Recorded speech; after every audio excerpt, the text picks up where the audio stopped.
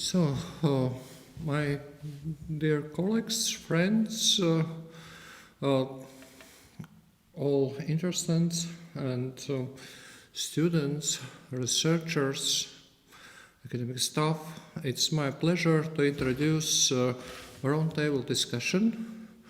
It will be facilitated by Gavin Keeney. It's our pleasure to welcome you, Gavin. And it will present a collective out of India.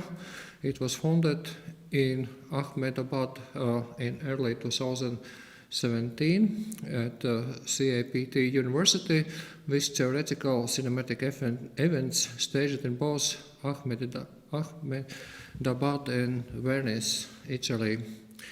The collective or team, researchers and performative team consists of mentioned magnificent Gavin Keeney and Harsh Hassar, Ishita Jain, Owen O'Corral, and if I am wrong on some spelling, please excuse me. English is not even my second but my third language, so sometimes some misuse could happen. And they will present this roundtable discussion, the right to have no rights. And if I'm not wrong, there are prepared 3 videos that I will show to auditorium.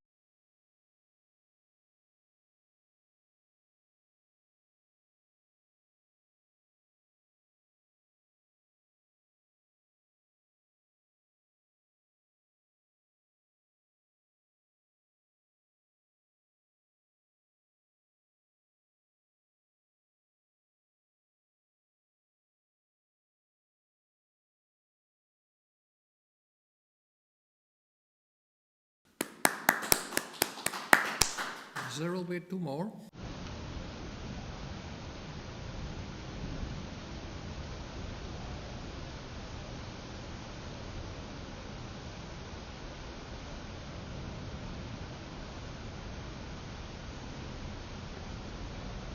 Non.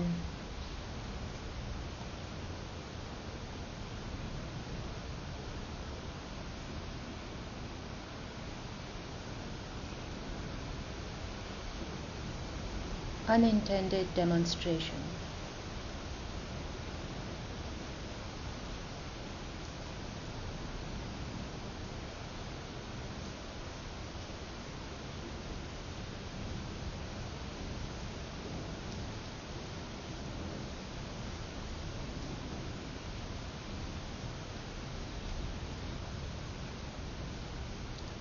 This.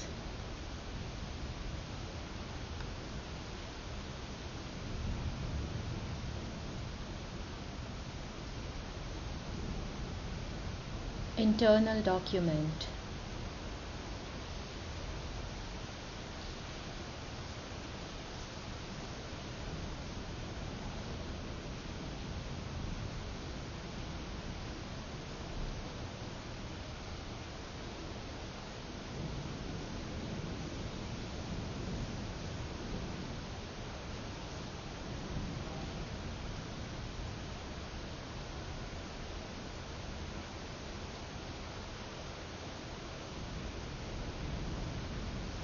The Venusians assembled a forest from the debris.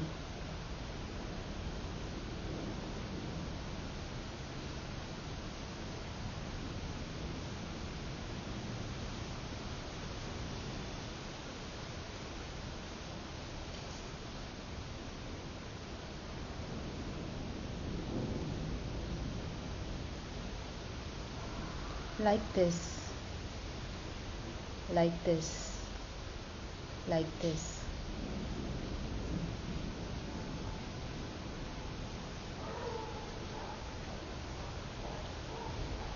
Events, objects, useless. Objects, events, useless. Events, useless, objects. Objects, useless, events. Useless, another.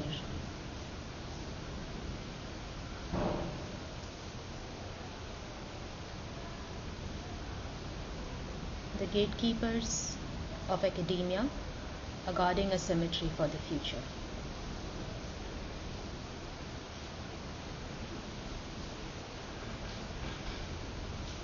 Thresholds, crevices, rabbit holes, expanded substrates.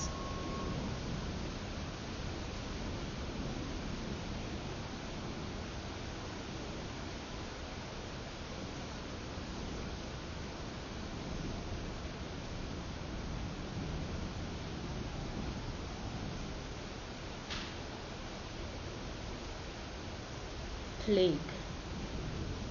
Plague upon a plague. Empty. Graves. Seance.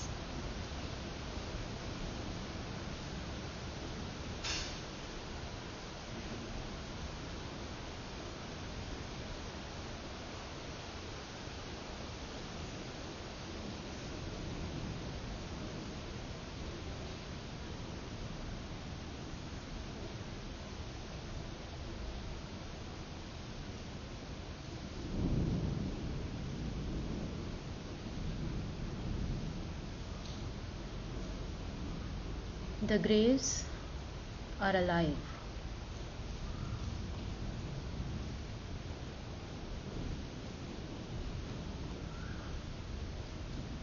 Avant-garde is always already imminent. Always already. Always already.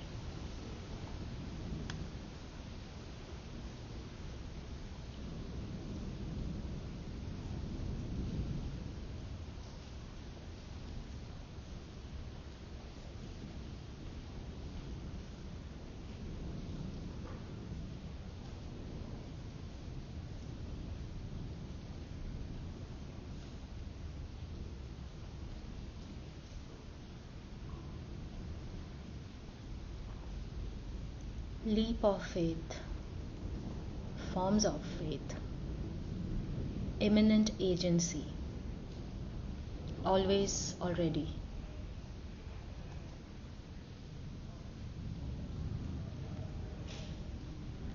Fully situated in the world, but not of the world.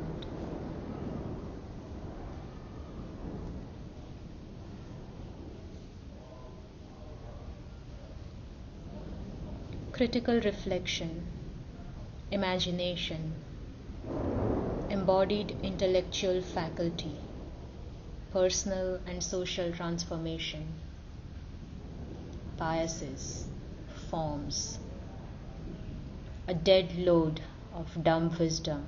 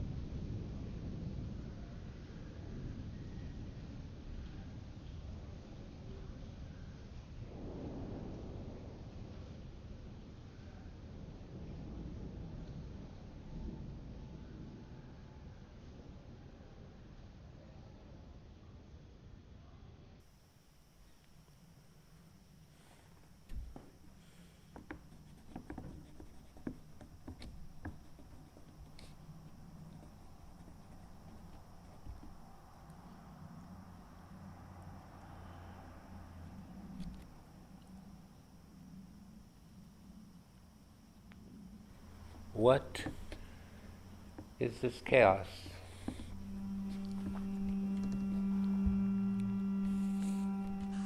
I have recently come to wonder why the name of the Father scares everybody.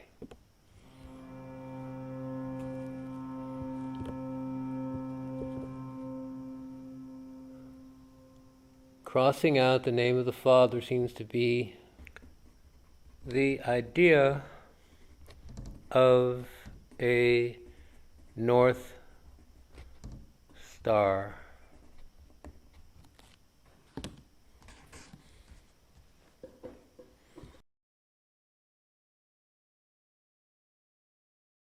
What a strange idea.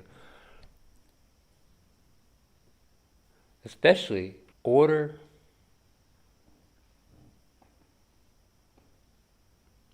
imposed,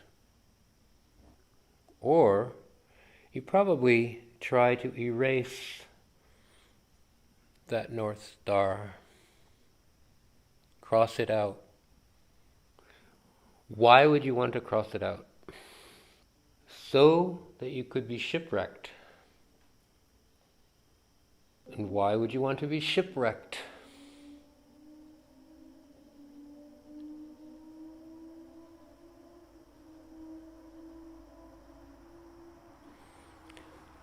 Because it is an adventure.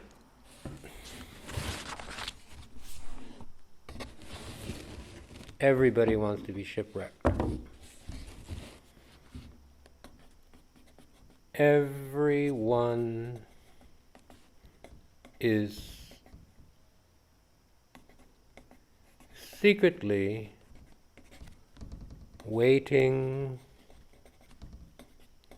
for the end of the world.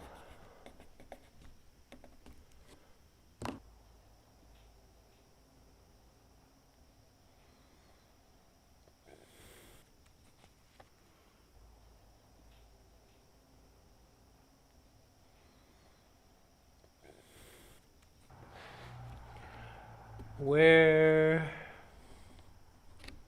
do you go in your dreams, can you actually sustain what you just created? And what is this solipsism? What is this chaos? Image of the Empyrean.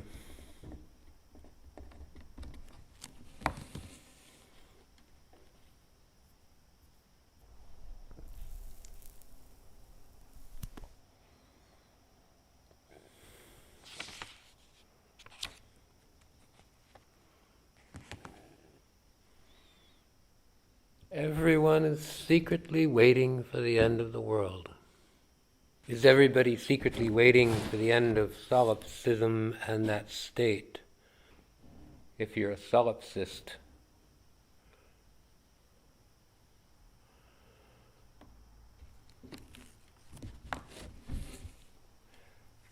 well, if you're a solipsist, you are everyone in your dreams. A face for chaos.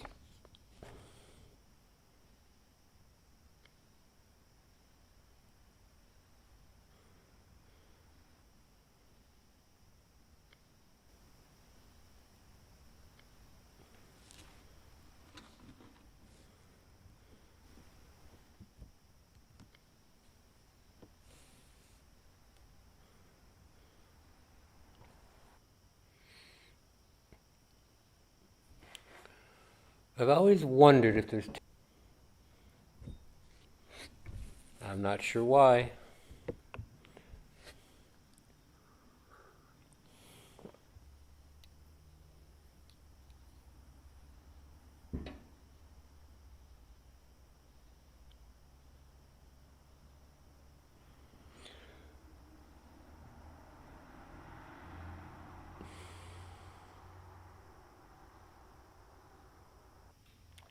Or just one.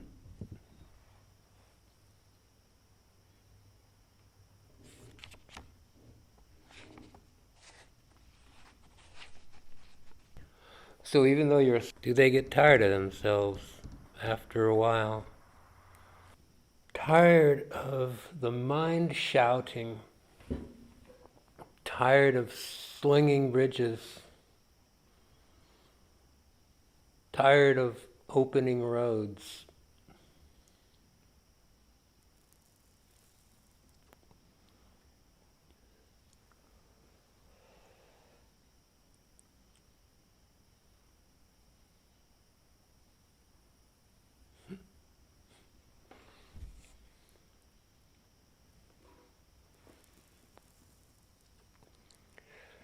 Tired of writing in notebooks.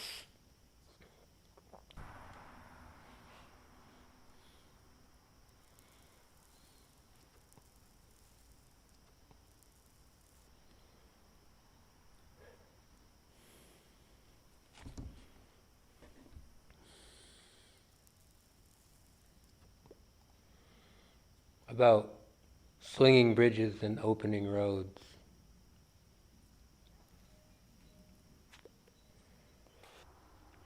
What is this attraction for the abyss? The fear of offending God. And yet,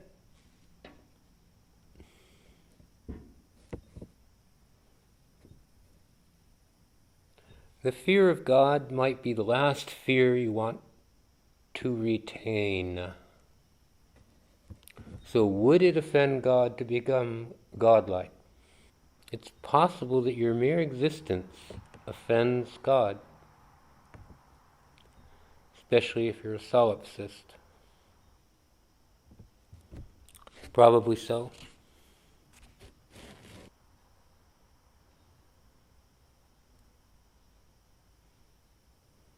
And yet it is said that God is the ultimate solipsist. Funny we didn't talk about the cross.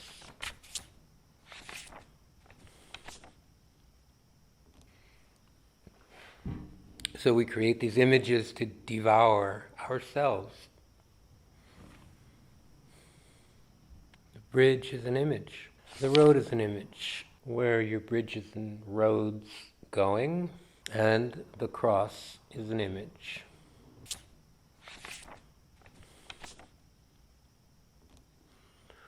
Or did we? 612, 612. That forms a cross in the cycle of the day. Midnight, noon, 6 a.m., 6 p.m. A face for chaos.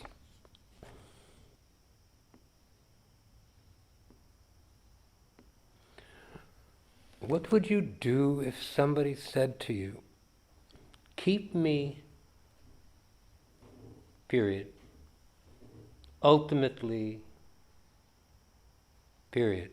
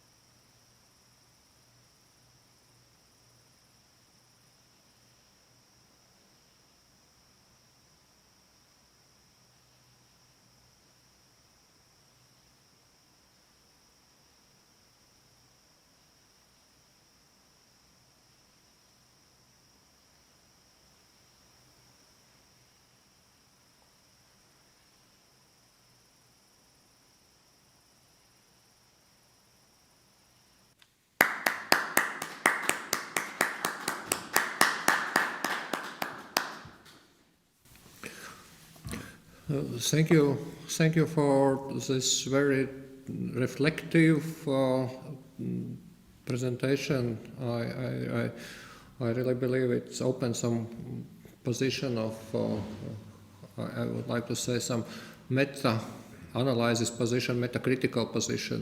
We are just get this like a very, very general view on our own reflection and self-reflection. And I really believe this presentation would inspire some questions, notes, or further reflections. We would be very honored if you add some your position and provide with another dimensions of interpretation. So you're welcome to start this round table, and the table is yours. Adrianus, who made that last film, is in Greece, and there have been earthquakes this morning, so he sends his apologies for not being able to be here. Regarding the metaphysical aspects of this, yes, indeed, but they're also intensely existential, I think, which is one of the major points of the work we have been doing. This crisis in neoliberal academia is our primary concern. For 5 years, we've been making submissions.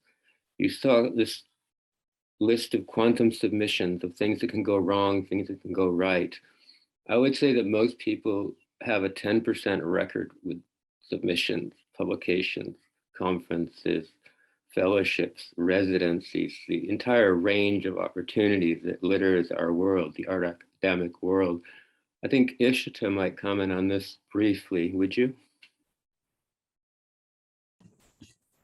Yeah, absolutely. Thank you. Thank you so much, Gavin. Picking up from the law of quantum submissions, and even when it goes right, and when I say goes right, it's the first couple of things where it gets accepted and one is able to make it. The work is able to make it.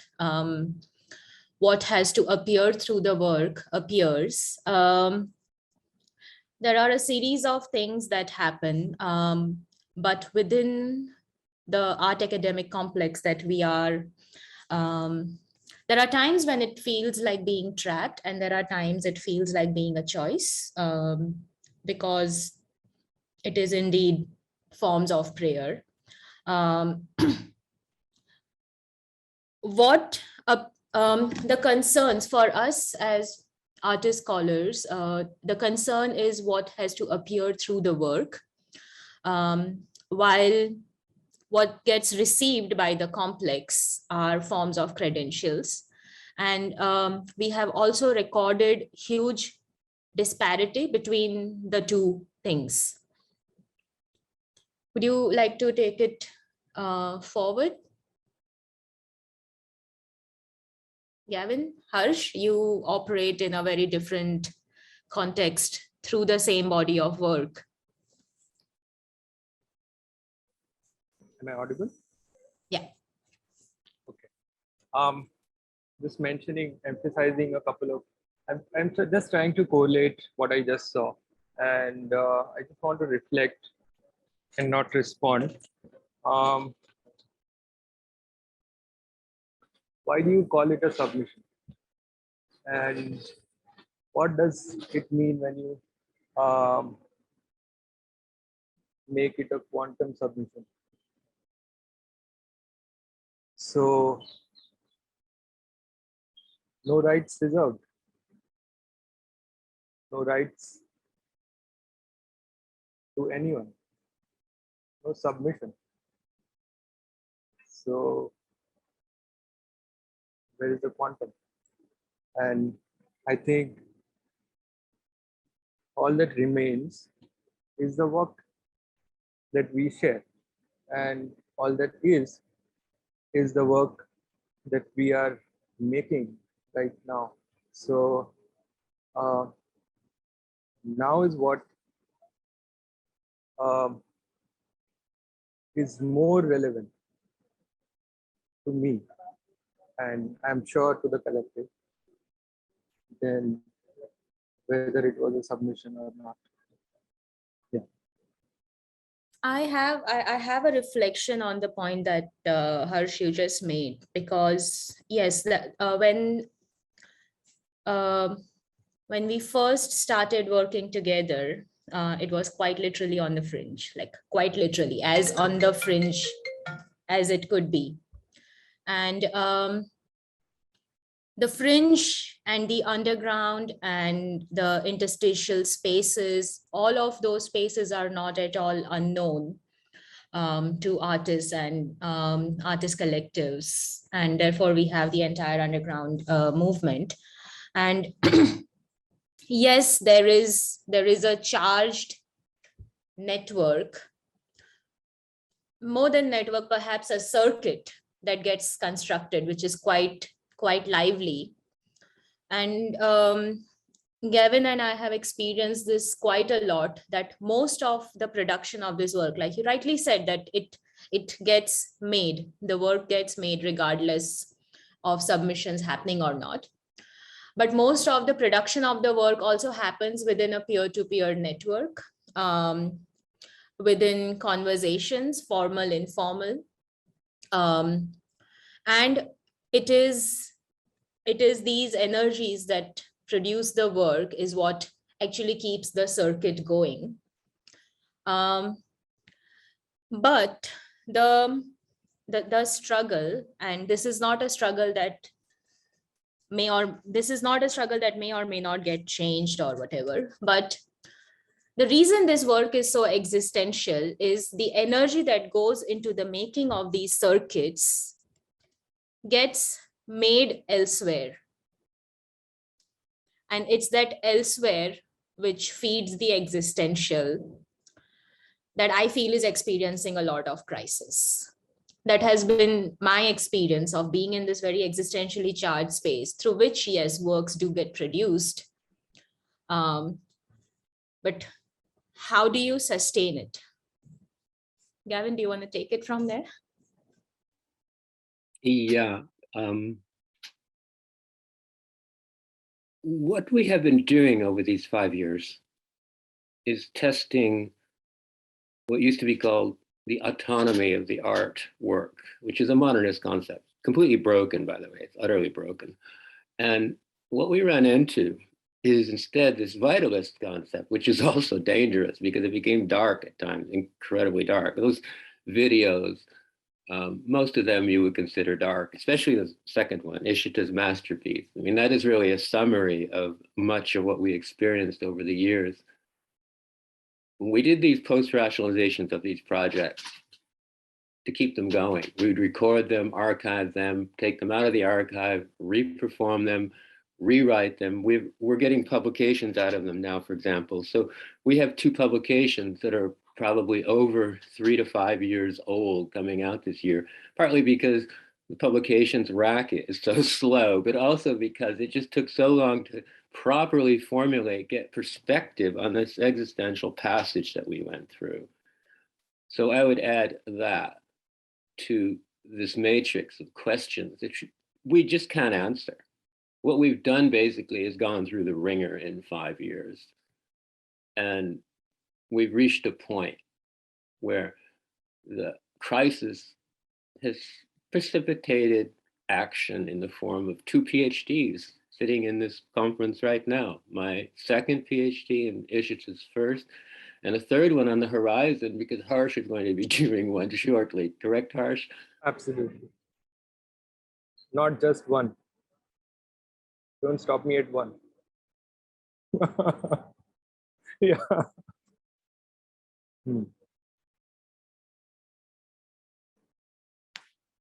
So what just Gavin said, Gavin and Ishita, and again I'm going back. I'm just relating. I'm not taking anything from the past, though everything was from the past. I'm just reflecting and trying to respond to what Gavin said and what I saw. It is so very important for us, and I wish I was there I was a part of the rest of the conversations that might have happened or will happen. it is so important for us to look and to see. And in a way, the process jumping into the water helped us as a team to understand how to look and see. And um, I saw, I looked and I saw a lot more of what we have done. Probably more than any one of you sitting behind the screens right now. So I hope you could have pulled your own thread out of this weave. Andres, you're there, yes? Good. Please tell us, because you were intently observing those videos, please tell us the emotional reaction to them. Emotional reaction to this video. My emotional reaction was some kind of acquiring of, as I mentioned, some feeling of acquiring meta position, some mediative meta position. I started to reflect. I started to reflect about. If I would be quite private, I started to reflect of one of my friends who died 5 years ago, and he was a conceptual artist. He created paintings, he created video arts, and he also worked quite intensively worked on connection between words, images, notions. And I started to reflect about what's the perspective and if there is some kind of, behind our realities, there's some kind of meta-reality. If I even would meet some of my friends who are not with us, and then I started to realize that we somehow continue in the morning sessions. We discussed about inter and cross change and inter relations between artistic research and many other practices like religious practices, meditative practices, yoga practices, shamanism, all other things. And we started to realize that there is some paradox because artistic research in very ordinary terms, it's more like a constructivism, epistemological constructivism. We are using it quite extensive, like kind of such instrument. But all other aspects, esoterical, religious, and philosophical aspects, are more like a meta aspects. We feel them as some kind of meta core, some kind of meta reality, and I started to reflect about this aspect. It was my subjective feelings, subjective emotions.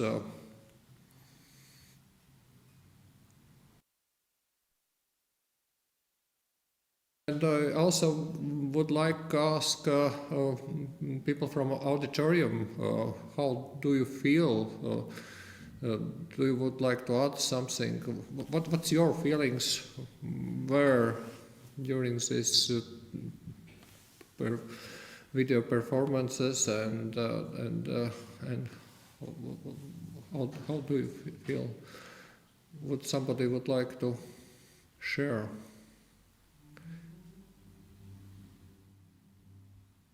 Yeah.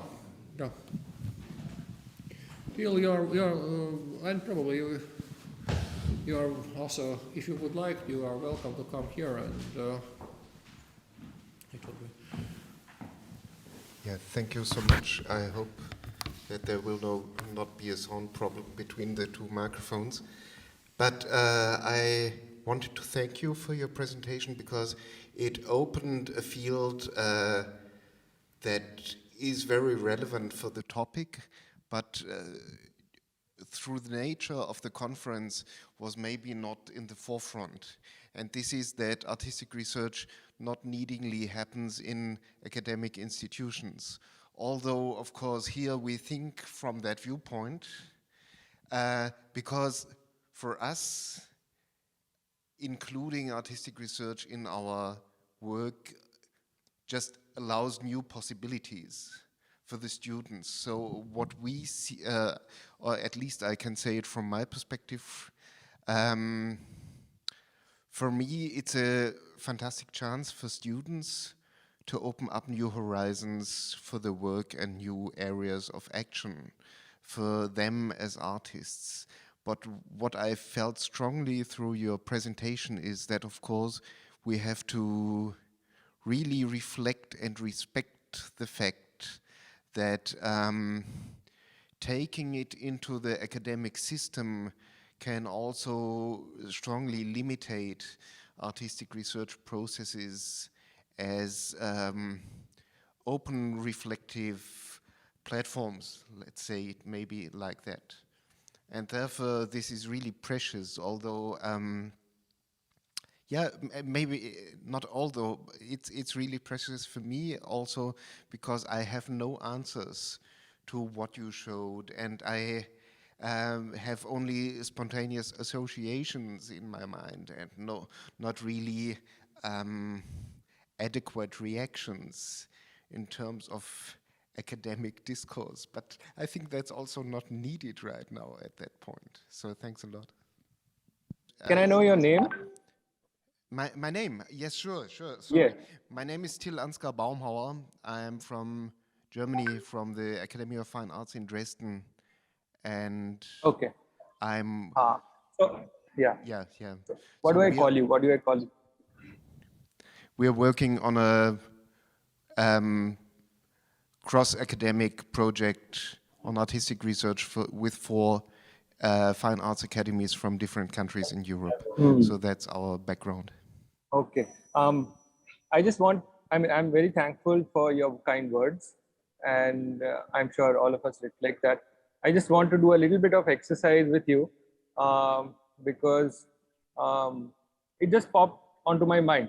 And I don't know if you have the time or space to do this exercise. Let's just think about this exercise. What if what if all of us have a piece of paper which is torn from a notebook? Am I audible clearly? Okay, so what if we have a piece of paper, a white notebook, and we tear it out of a notebook? It is completely flat, and the next thing that you have to do is just crumple the piece of paper. So, would you be able to organize, order, or manage how you crumple? Would you be able to redo the crumple again? No.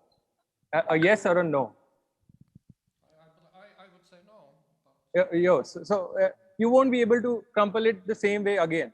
And what if I had to give you a thick black paintbrush with the black china ink on it, and you had to only draw over the ridges of the crumples that you have made? Are you drawing it already? Would you draw the same picture again? Probably not.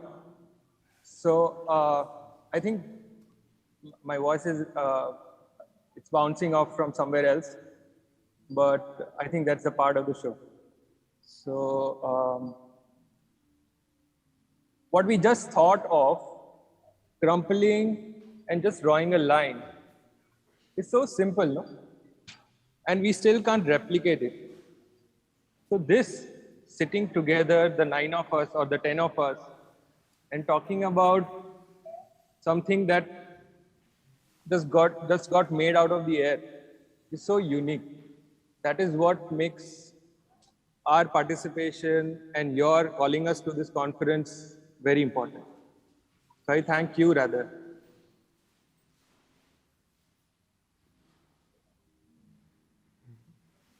I would like to add something.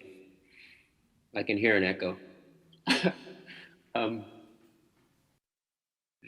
The points that you made, sir, about inside the academy were very important to us, I think. It's primarily because of what artistic research and what we call artistic scholarship is up against. As we all know, there's a certain push or demand to make everything of sociocultural importance. This term we have used, Ishita and I have discussed this almost endlessly. What if you don't? What if instead you embrace subjectivity, which is at risk today? The world is in such a state that the subject is at risk today again. And this is a common crisis across the whole history of modernity. So in many ways, the obscurity of the work, and what Harsh beautifully describes is just the work, which I understand completely, Harsh. Harsh does not do the post-rationalizations that Ishita and I do, but Harsh is the visual genius. He creates the majority of the visual aspects of our work. But what if you step back from this sociocultural, what you might call intellectual content, that's the wrong word as well, and you embrace something else, and the something else can't be named, because as soon as you name it, it'll become a fashion, it'll become commodified, it'll become something. So again, Harsh is right. Refuse naming, perhaps, Harsh. Refuse commodification, perhaps, unless you need some pocket change, right? So this is the whole point about fellowships and residencies and even teaching, temporary teaching especially. Those are the submissions you have to make. They're kind of required, otherwise you're going to exist on air. So we were joking about 2 new PhDs and the 3rd one coming up. Those are so that you can do the work. You do need a vehicle to do the work, but you don't need a vehicle that dictates terms. Dictating terms is verboten, forget about it. It's no longer of any value. So this is our battle. Yes, I would like to thank you for opening so wide and so deep scope of problems, and I think we should and could discuss on them for hours. And there's really many aspects and dimensions, but as a moderator of this session, I am in duty also to be in some kind of framework of timetable, and I would like say big thank you from all of us. Thank you for coming. And